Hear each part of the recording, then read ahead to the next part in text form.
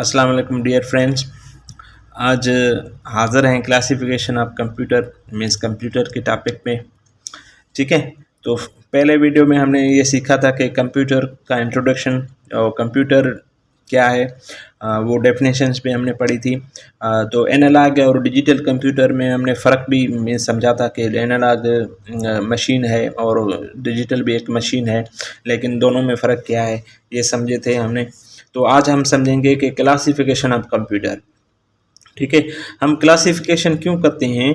क्योंकि हमें पता चले कि जो जो सबसे पहले कंप्यूटर मीन्स आया था, उसकी मीन्स कौन सी क्वालिटीज़ थी या कौन सी मीन्स खासियत थी।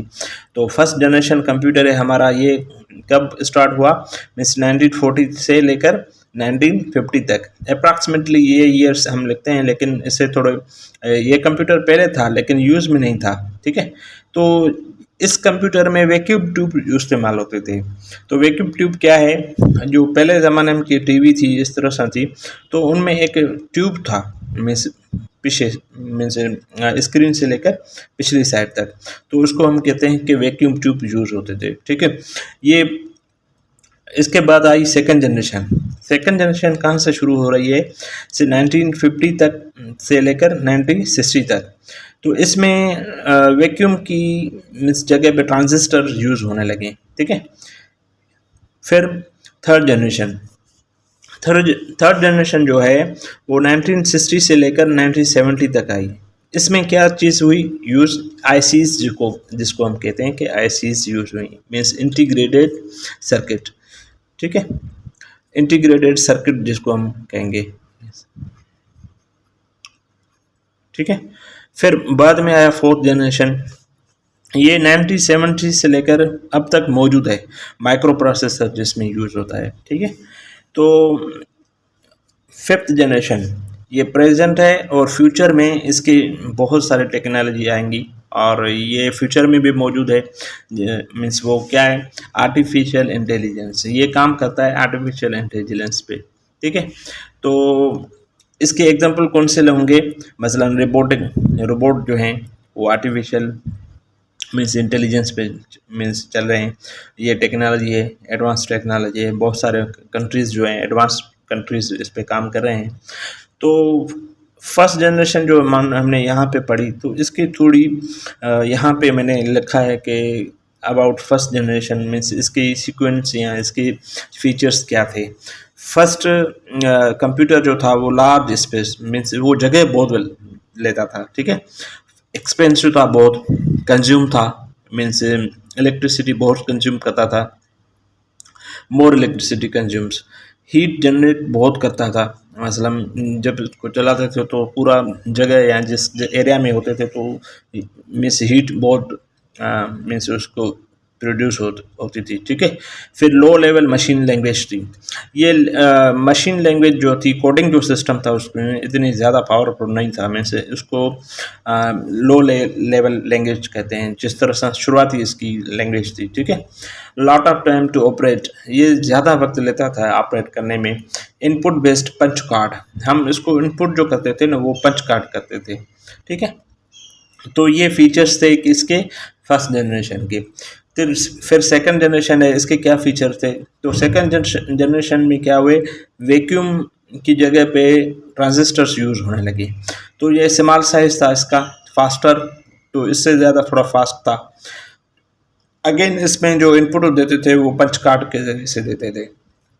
ठीक है, तो ये यूएसए में ये जो कंप्यूटर है ये यूएसए में फर्स्ट इस्तेमाल हुआ, एक सेंसस जो उन्होंने की थी मीन्स आदमशुमारी, उसमें ये कंप्यूटर यूज हुआ था। तो ठीक है, फिर आया थर्ड जनरेशन। थर्ड जनरेशन का क्या मतलब है?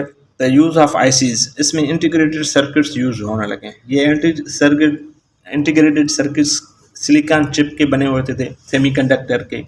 ठीक है, इंक्रीज स्पीड, इसकी स्पीड बढ़ गई, मीन्स आईसीज यूज होने से कंप्यूटर की स्पीड बढ़ गई। इनपुट थ्रू कीबोर्ड, तो थर्ड जनरेशन में कीबोर्ड यूज हुआ। ठीक है, इंटरफेस ऑपरेटिंग सिस्टम यहाँ पे इसमें भी मीन्स यूज़ हुआ। ठीक है, सेंट्रल यूज़, तो ये यूज़ होने लगा कि सेंट्रल यूज़। पहले तो ये कंप्यूटर था कि एक जगह पे एक ही आदमी यूज़ करता था, फिर इन्होंने क्या किया कि कनेक्ट करके यूज़ किया डिफरेंट तरीक़ों से, ठीक है। पब्लिक यूज़ ये फर्स्ट जो मीन्स थर्ड जनरेशन थी, तो ये पब्लिक की यूज़ में आया। पहले कंप्यूटर पब्लिक की यूज़ में नहीं थे, ऑफिशियल काम के यूज़ में होते थे, ठीक है। तो fourth generation micro process based था, लाइटर, ये मीन्स बहुत लाइट था। इनपुट एंड मल्टीपल कंट्रोल, इसको कहते हैं कि इनपुट देते हैं और आउटपुट भी इसको कंट्रोल कर सकते हैं, मीन्स डिफरेंट वे से, ठीक है। First computer used at home, ये फोर्थ जनरेशन जो कंप्यूटर है ये पहला कंप्यूटर था जो घरों में यूज़ होने लगा, ठीक है। ये 1980 IBM एक कंप्यूटर के मीन्स नाम था। 81 में IBM ने एक कंप्यूटर बनाया था, तो वो यूज़ होने लगा घरों में। तो इसके इस फोर्थ जनरेशन में ही हमारी इंटरनेट आ गई, और इंटरनेट आने से देखो किस तरह से दुनिया स्पीडली चेंज हो गई, ठीक है। तो इसमें माउस हैंडल डिवाइस यूज़ हुई। तो पहले वाले जनरेशन में ना माउस यूज़ नहीं होते थे, लेकिन ये इनपुट देते थे डिफरेंट तरीक़ों से, ठीक है। तो फिफ्थ जनरेशन जो कंप्यूटर है हमारा, तो ये क्या है, बेसिकली ये नैनो टेक्नोलॉजी है, ये यूज़ हो रही है इसमें।